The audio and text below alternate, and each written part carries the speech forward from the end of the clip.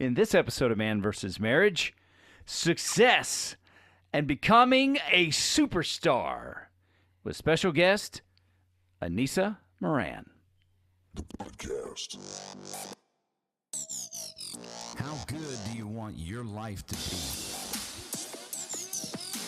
It's really about becoming the best version of yourself that's possible.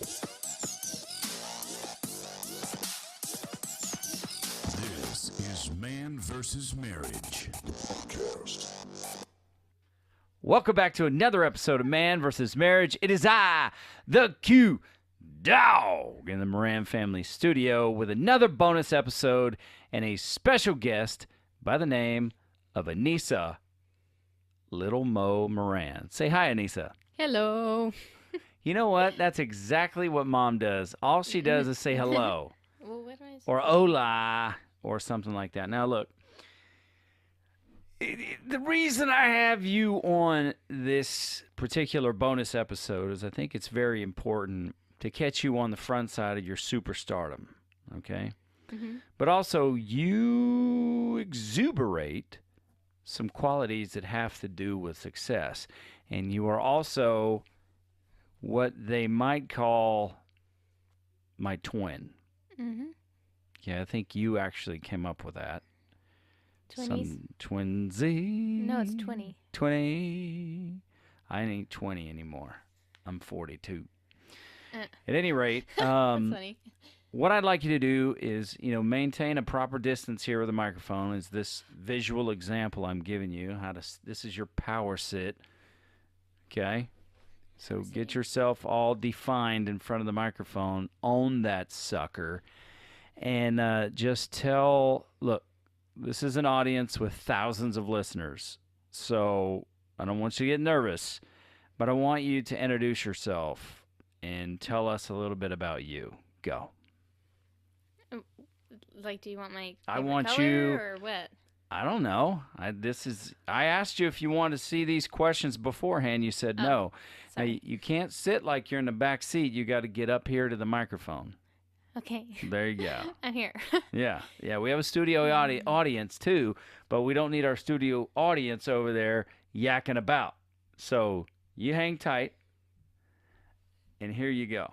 Okay? Okay. Just, your name, who you are, what you are. I mean, I've already said a few things, but let's go ahead and get that out there. My name is Aniessa Moran. What do you mean who I am? I'm 13 years old. I'm in 8th grade. And, sorry. And I've never owned an umbrella. Really? No, never. Ever in my life. Well, you live in the desert, so the deserts of Southern California, you probably rarely need an umbrella. That's not true. We got rain like all year last year. Well, not all year. And then the year before that. And the year before that. I'm kind of emphasizing the phrase rarely need an umbrella because rarely do you need it. It shines so much in Southern California. A little bit of rain. Put on a hat. You're fine. I look stupid in hats. There was a time where I looked great in hats, but So I'm just looking over these questions here, and I think the first thing that I want to know from a 13-year-old young lady's perspective is what is the most important thing in life at 13 years old? Give us some of your perspective. Well, I mean, I can't speak for every 13-year-old, but right now, mine is obviously family and acting, career in acting. Okay. Well, you speak for every single 13-year-old that lives in this home. So I want you to speak confidently there because you represent 100% of the 13-year-olds in this house. Family. So what the crap is if that's Hunter knocking on the door, I'm going to have to choke him out. Hello? Oh, my gosh. Okay, well, we'll just keep on going. Maybe our studio audience can walk over there to the door and talk to our guest at the door who is trying to budge in here. So, family, what is in your opinion, what is so important about family? What does that mean? That's like very wide, diverse, broad. But if you were going to be a little more specific, what's so important about family? Um, support, love, the familia, you know. Love and support. Yep. Okay. I like that. Company. What would you say in the Moran household? What's the funnest thing about living here? Well, when we have like when we sit around the table and eat, we always have those stupid conversations, and it gets like really loud, and it's really funny. Like we always like crack jokes and stuff, especially when Derek's here. Yeah. It is a lot of fun talking, and sometimes just to sit back and take it all in. Although sometimes it makes me melt. Like just slouch down in your chair because it gets so like overwhelmingly loud, but at like a decent level loud. That's what I'm talking about. Yeah, that's good. What is the what's the most difficult thing about living in a family with our dynamics? What do you think our family dynamics is? How would you explain that to somebody that didn't have any idea? Well, like if I had somebody who was coming over and they've like never met any of you and they're like an only child, which my best friend is an only child, I'd say that it's always really loud, and if it's quiet, then like something's wrong, or like it's not even quiet at night. Like there's some kind of racket coming on or going on, but I'd say that it's really loud, and everybody's always everywhere. Like there's always movement, you know. And I don't know. There are certain people in the house who shall not be named who argue a lot or like to play tricks on each other. So that would be going on, and I'd say that there's like in certain rooms, in like very certain spots, there are messes. And then everything else is fine. But like in very certain specific spots every single day, there's certain like messes and stuff. Yeah. But yeah. And those little fortresses of clutter. They just pile up in like the top of the fridge. It's like it's a shelf. Speaking of the top of the fridge, there's 2 levels of success that come along with that. The main fridge that we have now, there's not enough room between that and the cabinet to put anything. So it's a point of pride that there's very little, if anything, on that. And I think in the second fridge, we've been able to maintain a very clear top. I mean, not including dust, but... Yeah, but, we're in the desert. It's dust. And bottles because of Kirsten. She just throws them on top of there. Yeah, but overall... if you think about what our refrigerators used to look like on the top. Oh my gosh. Yeah, and until now, I think it's a victory.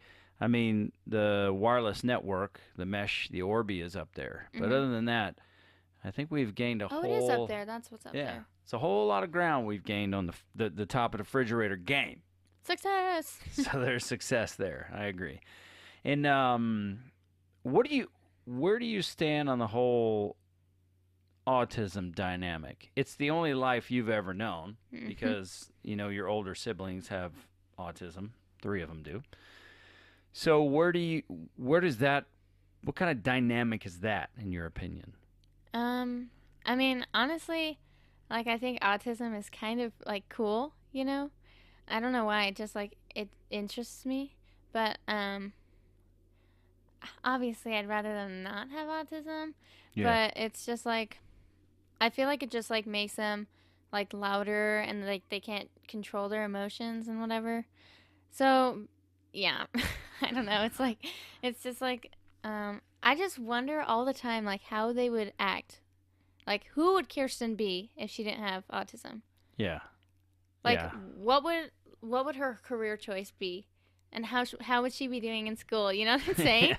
Like, would she be like trying to get her driver's license, trying to find a boyfriend, trying to get a job? Like, I just always wonder. And Hunter, because he's 18. Hunter's 19, honey. Hunter's 19. Yeah, that's what happens a year after you turned 18. He began to girl. Yeah, and I just with her sense of humor now, how it shines through. the autism, Hmm. I really wonder what her sense of humor Would would be be, like, you know? like I always wonder Yeah. that. I think she would be an Aunt Christie type, to tell you the truth. Yeah, I Just, feel like her favorite color wouldn't be pink. If she did have autism. I thought her favorite color was red. No, she's obsessed with pink. That's why she has a pink Sweet 16 like hoodie thing, Mm-hmm. because she loves pink. No. Well, I asked her what her favorite color was, and she said red more than once. Dad, it's because her favorite show. I think Astrid wears red or something. Oh. So. Well, my And favorite brown. my favorite color is red. So. So is mine. I Oh my know. gosh. Yeah. So and I do wonder also, and I'll have to tell you off air a really interesting movie idea that I have that has to do with autism. But I don't want to Don't say listen it. in. I don't want to say it on this broadcast because somebody might take and make the movie. But if you're out there in this audience and you make movies, contact me. I have a really Hit me up. great idea about a movie in autism. And so with that, let's move on to the next question, which is, what's the most challenging thing growing up in a family this size? Well, like even before quarantine, we didn't like go many places because it's like really expensive. Who the It's heck is okay. that? It's Hunter, I Lil thought- Mo. Just keep on. Just He keep... does that tingling thing. He does it to me all the time. We didn't really like go many places. Like we'd go to school and then we'd go to Beth's house for an hour and then we'd come home. And so like, I think that, and I don't know, sometimes like it's really easy to get like super annoyed, because there's like so much noise. Yeah. And it's like always like there's no. Okay, so it's like you go in your room and you're like, oh my gosh, everybody's downstairs watching a movie. I can like be in here for like 5 minutes and I can just be, Yeah. And then like 5 seconds later, somebody comes walking in there and they're like, oh my gosh, do you know what just happened and blah blah blah. I'm like, oh my god. But yeah, So finding peace Fine. and quiet. Yes. a little peace and quiet and some personal solitude. Is that why you take 90-minute showers?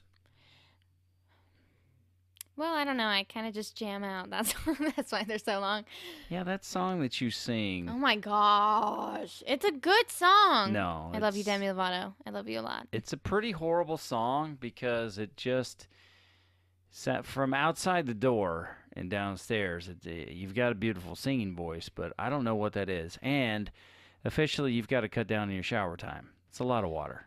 So I know, but I just like when other people don't shower, I just take their shower time. So it's like they did shower, but I just showered in their shower time. I think you're way ahead on that because you do shower every day. So Sometimes I skip, like once a week. I might. okay, well Right. you're way ahead. So Emphasis on might. trim down on the shower time. In the winter, you could have 7 minutes, I think. 7. Yeah, but in the That's summer, like 2 songs. I know. In the summertime, you need to back that down to about 5 minutes because you don't need all that hot water all the time. That's like 1.5 songs. I My know. songs are like Get shorter songs. 3 minutes. They're no. At 13 years old, I'm trying to think about me as just a rumbling knucklehead. You're a lot farther along in some areas than I was at 13. But what's your outlook on life? Even with this whole turning 13 and the year of COVID-19. What's your outlook on life? This year, this moment. Well, what do you mean by outlook? Like, could you further explain, please? Yeah, so as far as, is life a positive? Is life too challenging to bear? Is it crazy? I mean, there's been a lot of things that's happened this year, and that's very specific, but you lost your first family member.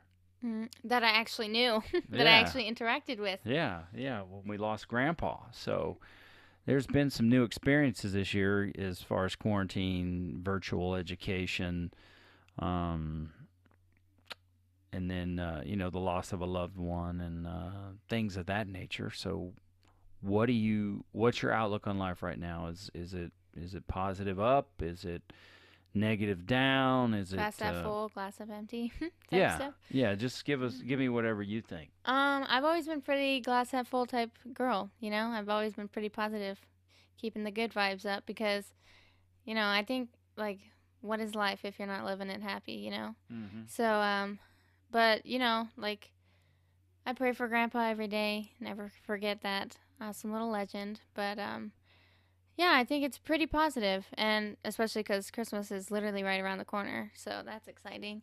But yeah, I'm keeping it pretty positive. Like when I go into class, I turn my camera on and I come in like smiling and shining. I say good morning every day. So I mean, obviously, like everybody in the world, like every single person in the world, I have bad days, but I always try to keep it pretty smiley and happy, you know, because it just makes me feel better. Yeah. So yeah, pretty good. That's good. I like that. Thank I you. enjoy that. That's the kind of the way that I live, and it annoys people sometimes, and I'm okay. I'd rather annoy people for being positive and outgoing, and consistently driving towards my goals, rather than being a negative Negative jackhole, Nancy. you know, just always complaining and just full of piss and vinegar. Don't say that word. You're a young lady. Don't say that I word. know. I'm stuck with P until I'm 18. Yeah, that's great. Moving on through the questions here. What are your goals? I mean, I know you talked a little bit about that, but what, at 13 you look forward, and when you're an adult, are you seeking college? What are you going to do? What's your career choice? What do you think? Well, first, we're trying to get headshots done so I can pursue in acting, because that's like my main source of my career, because I love to act. And no, I will not be going to college because I hate school a lot. And Jocelyn and I, when we move out, whenever that is, probably most likely not soon, obviously, because I have so long. But we're going to move out and get a condo together, and we're going to have a YouTube channel together. We're going to start this month, actually, so go ahead and check that out. And so, yeah, I'm just, and acting and singing. So, we're going to start that career up.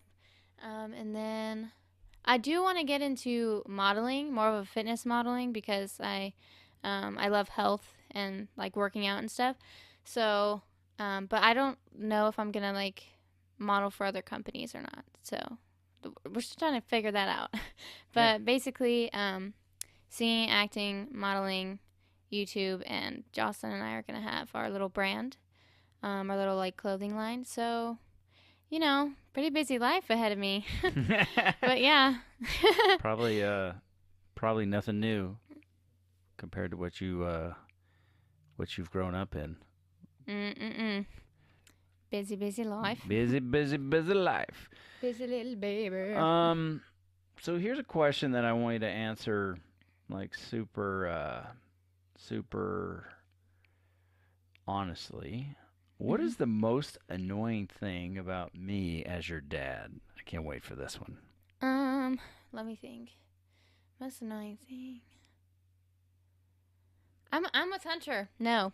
The word no, it rubs me the wrong way sometimes. it makes me like, it just like depends on what it is.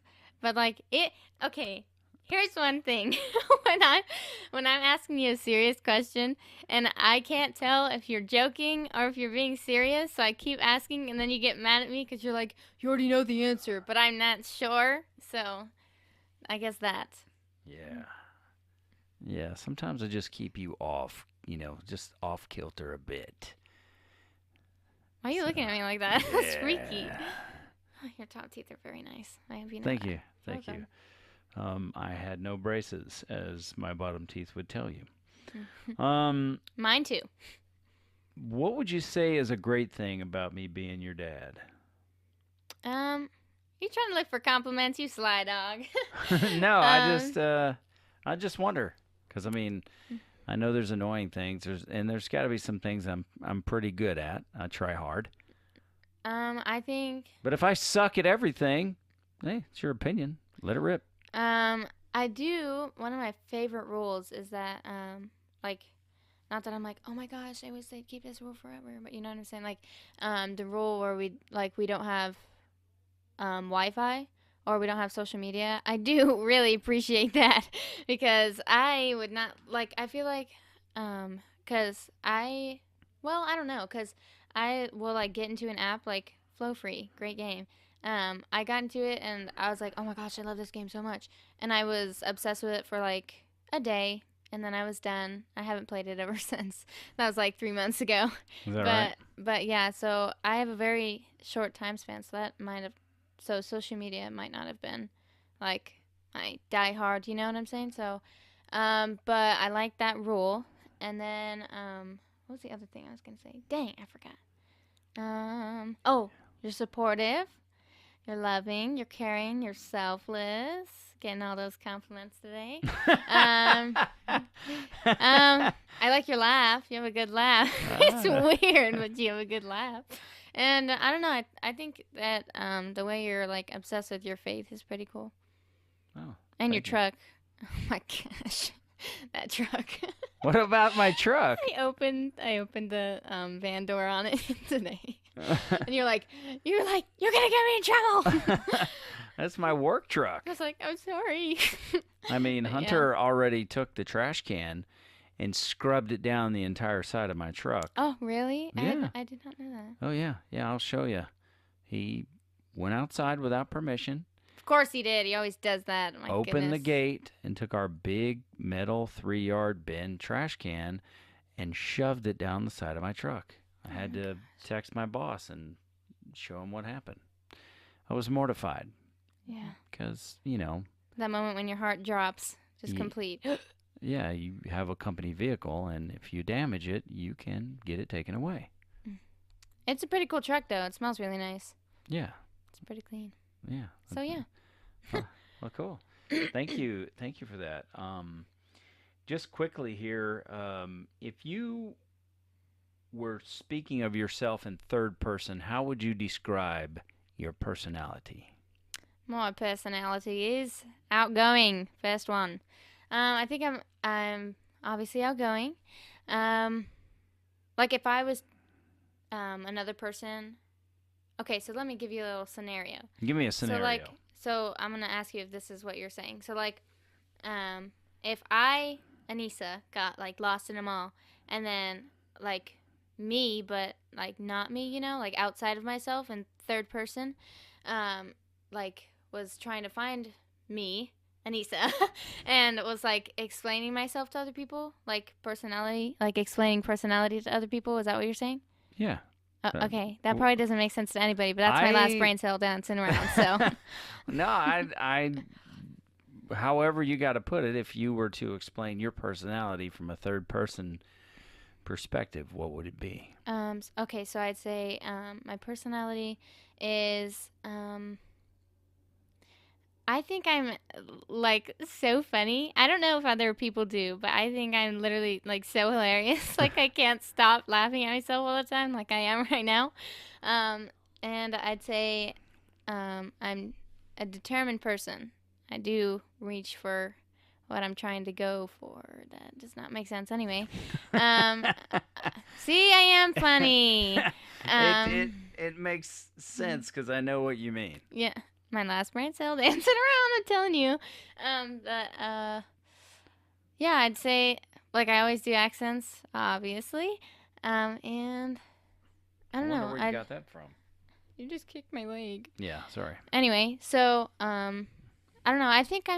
Am I loud? I think I'm a little bit loud sometimes. You're very loud. Yeah, I'm a little bit loud. I'm a belter. Anyway, so, yeah, I would say I'm, for the most part, because I just said a whole bunch of like gibberish, I'd say I'm outgoing, I'm funny, I'm determined, and I'm a weirdo. That's what I'll say. And I think I'm like on a scale of 1 to 10, I'm a 5 on the smart scale. 5.5 maybe. Ish, you know? 5.5.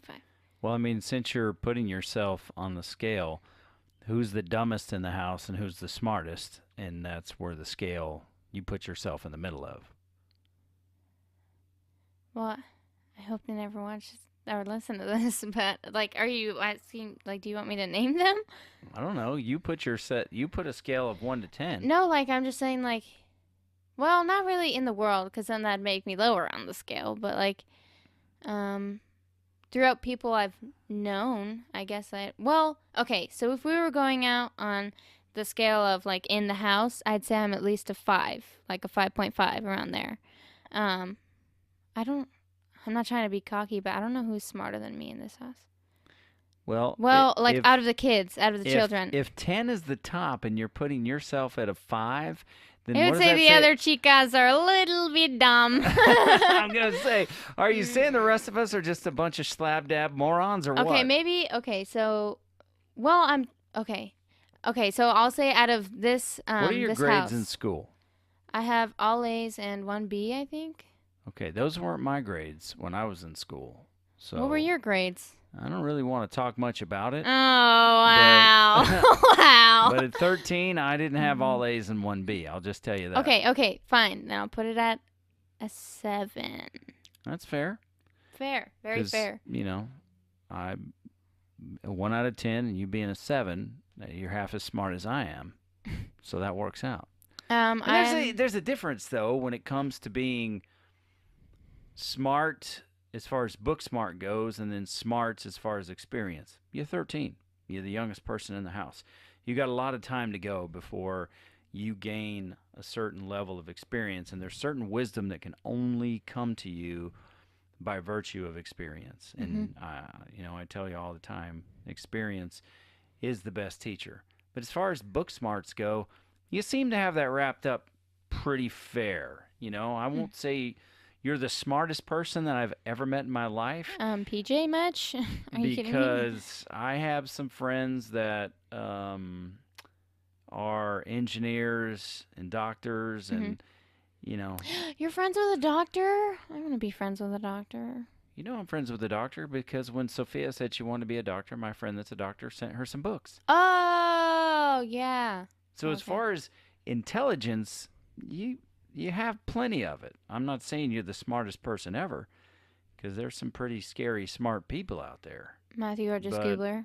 Well, not really him, but Spencer Reed. Super smart. Maybe so. Went to college at 14. He was almost 14, actually. Doogie Howser.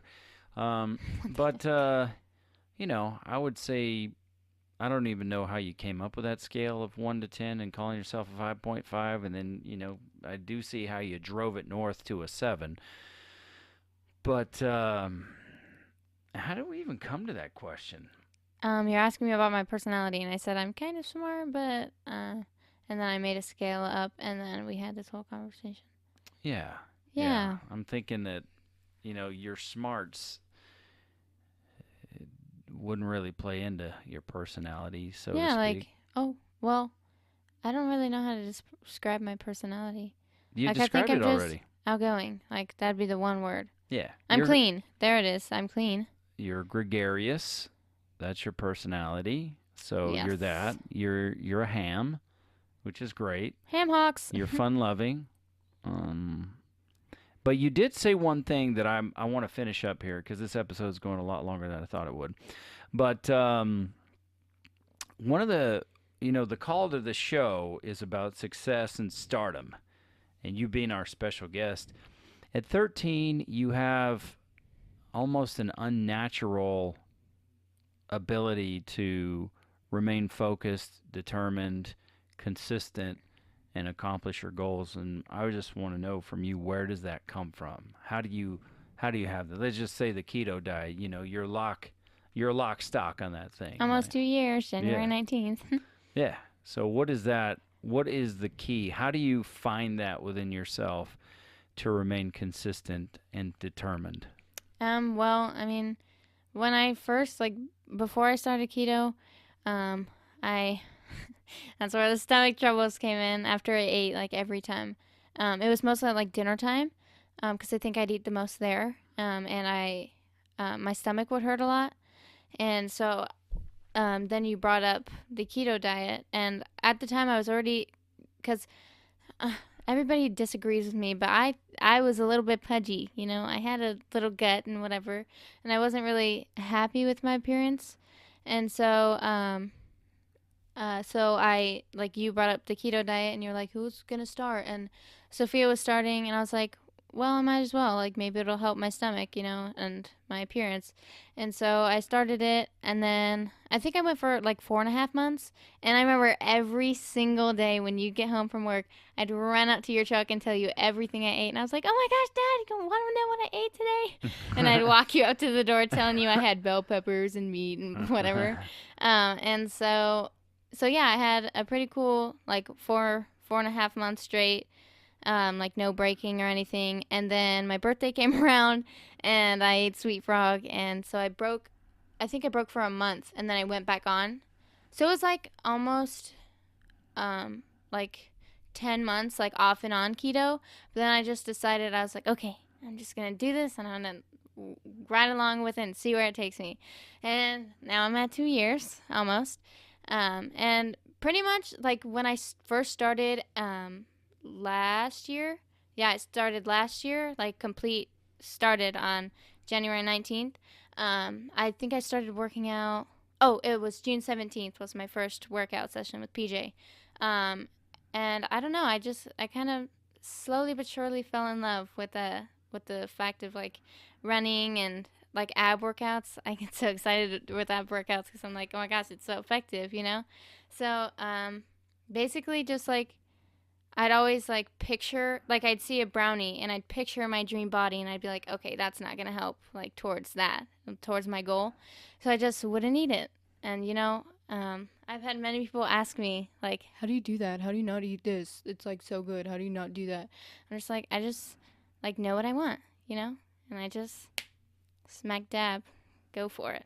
You know? just go for it. So it's interesting that, you know, you're 13 and you're talking about 2 years ago hitting the keto. So it would actually be 3 years ago that, you know, like, I first started it, yeah. And you were thinking about your appearance at that time. That's pretty young to be worried about your body, your appearance. I mean, at 10 years old, I mean, you should just be ripping and roaring. So that's pretty interesting that you were, I mean, you are the youngest of 7 girls. So, you know, that range of girls that are already talking about their appearance, maybe there's some influence there. But that's interesting to me. But what I took out of that is that you have, like, a fitness goal in mind. You have a health goal in mind.